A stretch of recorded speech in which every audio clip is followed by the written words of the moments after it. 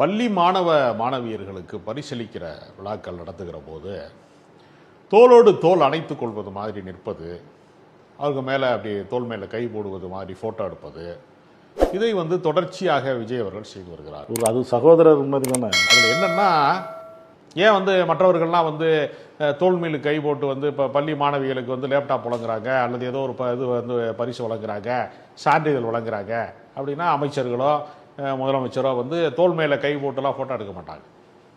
அரசியல்வாதிகளுக்கு தலைவர்களாக இருக்கிறவங்களுக்கு தெரியும் எந்த எல்லை வரைக்கும் நம்ம நடந்து கொள்ள வேண்டும் என்கிற மீட்ரு தெரியும்.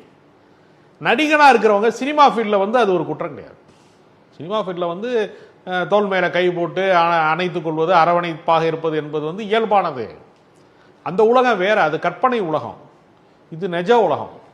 அதனால அந்த கண்ணியம் கூட இல்லையா உன்னிடத்துல அப்படிங்கிற விமர்சனத்தை வேல்முருகன் போற போக்கட திட்டமிட்டு வம்பளுக்கிறதுக்காக சொன்னாருன்னு அவரு சொல்றேன். விஜய குறிவைத்து கூட நான் சொல்லங்கிறாரு. விஜய் அவரே தமிழர் பண்பாடு, தமிழர் நெறி, தமிழர் அரசியல் என்று பேசுகிற போது, என்னடா தமிழ்நாட்டில் இருக்கிய, ஏடா ஒரு பரிசு கொடுத்தா கூட தோல் மேல கையை போட்டு தான் கொடுப்பீங்களாடா அப்படிங்கிற விஷயத்த அவருடைய பாணியில அவர் கேட்கிறாரு.